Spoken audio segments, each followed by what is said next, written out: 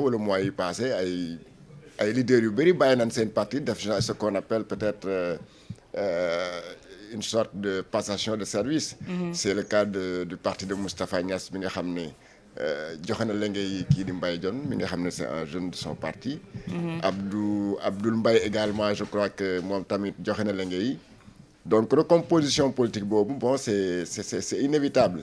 C'est inévitable en tout cas bu fekkee ne leader bi nga xam ne bëgg nga am comment on appelle un bon parcours fu mu nekk nii. Il est temps que pas yëpp bàyyi seen joxe la ngay. Comme ni ko ñoom Moustapha defee léegi ki ma cité noonu. Des na nag ay yeneen cadre yoo xam ne sinon ay yeneen pas yoo xam ne ñu ngi accroché wu toujours c'est le cas du parti socialiste bi nga xam ne toujours Aminata Mbengue Ndiaye moo fa nekk ak AJ/PADS bu Landing Savané même AJ bu Decroix aussi parce que yaakaar naa dafa am AJ authentique ak AJ/PADS tout court ba nga xam ne Decroix moo ko jiite. PIT également. ak LD Debout. LD Debout waaw LD Debout ay jeunes ñoo fa nekk pourtant.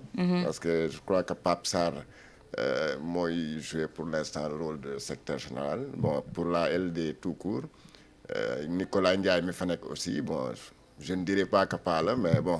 waaw en tout cas daal war na yaakaar naa moom tamit war na commencer di xalaat pour ko remplacer.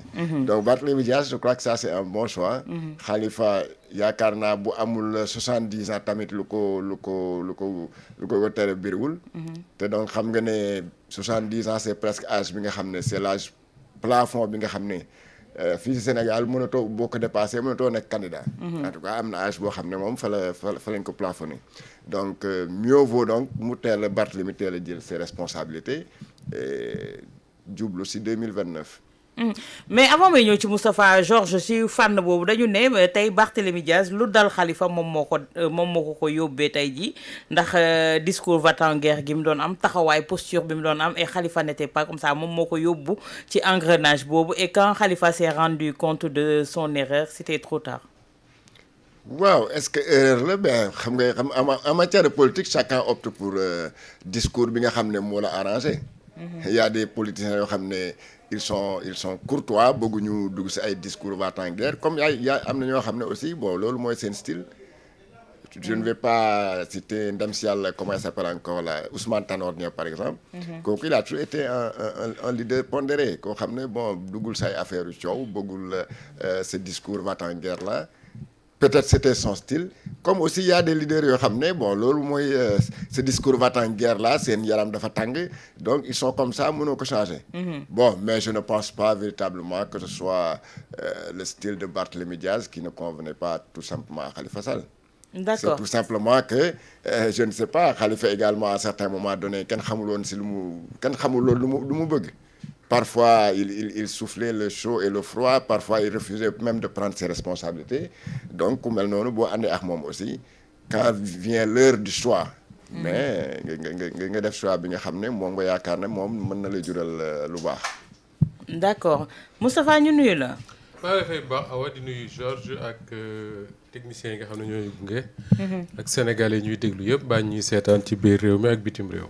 Voilà ñu même lancé bi ñu nekk Moustapha moom moo di ne quand Barthélémy Dias ne dem na ce n'est pas une grande surprise ñu bëri mais jàpp nañu ne dafa yàqal Khalifa ba pare doog a génn.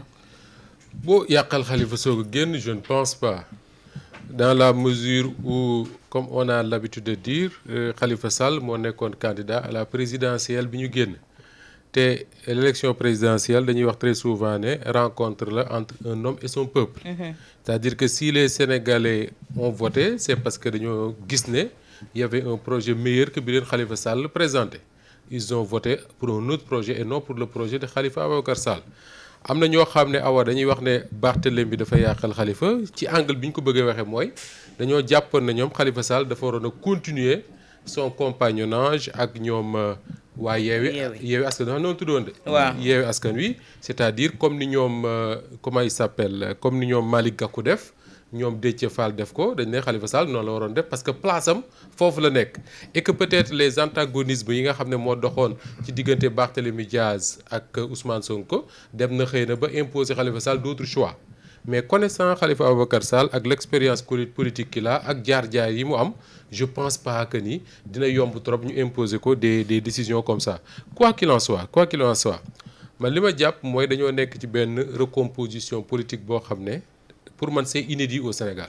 li tax ma ne c'est inédit quand Macky Sall a pris le pouvoir en 2012 ñu bari dañoo jàppoon ne ñi nga xam ne ñoo àndoon dans le combat ak Wade nekkoon un peu dans la même génération que Wade ñu ci bari fa la seen carrière politique di yam bi Macky Sall ñëwee gisuñu loolu am ñu bari ñoo xam ne dañoo continuer waat di ànd ak moom nekk dans sa coalition mu jox leen sax ay responsabilités ñuy continuer bii nag en 2024 bi nguur daanoo beneen nguur falu nga gis un président boo xam ne il a 45 ans avec son premier ministre bi nga xam ne c'est un peu le chef de la majorité te lim ko magee bariwul ñu bari dañoo jàpp ne y a une classe politique boo xam ne mu neex leen mu naqar leen danañ disparaître ñi ko comprendre comme l'a dit Georges ñi ngi def seen ay congrès di passer la main à une autre génération ñi koy comprendre ils vont s'accrocher mais je pense que les Sénégalais yi nga xam ne ñoom ñooy voter di tànn je ne pense pas que ñu delluwaat ginnaaw dans ce qui est en train de se passer mais man doon naa gis contrairement à ce que li Georges wax que di rupture yi moo gën man doon naa gis Barthélémy Diaz mu hérité de la plateforme taxawu Sénégal je crois que noonu la tudd man loolu laa doon gën a gis quoi c'est-à-dire au lieu que muy bàyyi que cette plateforme là nga xam ne moom la liggéey ak Khalifa Sall depuis le début que mu continuer et que moom Barthélémy mu nekk à la tête de cette plateforme est-ce que c'est loolu la ko Khalifa Sall bëggalul moo tax il a préféré aller faire son propre mouvement est-ce que dafa yaakaar ne su décédant taxawu avec d'autres gens qui ont d'autres loups qui ont des dents assez longues comme moom xëy na du mën a am li mu bëgg am mu dem créer leen mais man daal li ma doon gën a gis mooy mu continuer woon nekk le chef de la plateforme après Khalifa Ababacar Sall parce que nag quand même loo ci mënti dégg Barthélémy Dias a été maire de Dakar et être maire de Dakar c'est pas rien pour un homme politique. mais tey Moustapha est-ce que Barth déjà posture bi mu jot a amee léegi il n'a pas perdu du terrain par rapport ak Barth bu njëkk ba woon tey mu bëgg a taxawal parti politique. non perte na lu bëree awa. parce que bul fàtte de bii Barthélémy Dias di dem pour nekk maire de Dakar c'est pas taxawu Sénégal ni taxawu Dakar qui en a fait le maire ah. c'est Yewwi Askan Wi ak un apport important bu Pastef. Oui. Je dirais même pas Pastef un apport important bu Ousmane Sonko. alors à partir du moment où il y a cette rupture entre Barthélémy Dias ak Ousmane Sonko su fekkoon ne rupture dafa amoon dans des nu ñu koy waxee sax comme li ma lire démb à l'amiable mën nañu retrouver wu dans d'autres cadres. mais ça a été tellement douloureux cette rupture là. que am na ñoo xam ne sax xëy na bokkuñu Pastef ànduñu ak Ousmane Sonko ànduñu ak Barthélémy Dias mais dañoo mere Barthélémy Dias ndax façon bi nga xam ne noonu la mbir mi demee bul fàttali am na épisode yu bari yu fi jaar yaa ngi fàttali ko jour bi ñuy joxe verdict ci affaire xaw ma ban affaire la woon parce que Ousmane Sonko il a traîné tellement d'affaires. oui muy wuti pouvoir bi.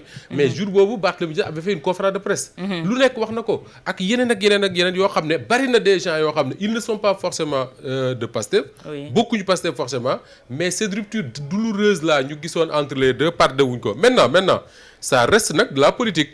ça veut dire quoi que ni Barthélémy Dias tey.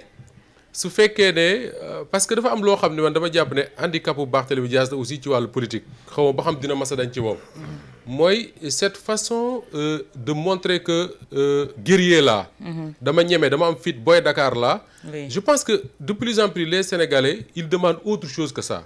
Okay. Autre chose que yëkkati sa dënn wane sa doole ne boy Dakar laa dama nangam je ne pense pas je sais pas ba xam Barthélémy Dias il pourra se refaire dans la perspective de 2029 mais s'il arrive à se refaire awa ak li nga xam ne moom laa gis dans cette classe politique là oui. ñii ma gis nii gisaguma fi quelque boo xam ne mën na représenter une alternative. D'accord. te lenn moo ko mën a maye mooy d'abord que les gens haussent le niveau ba àgg ci niveau d'exigence sénégalais yi nga xam ne ñooy voter mais beneen bi également espérer que le régime actuel vraiment fasse un échec retentissant pour que les gens mën a espérer en tirer les dividendes.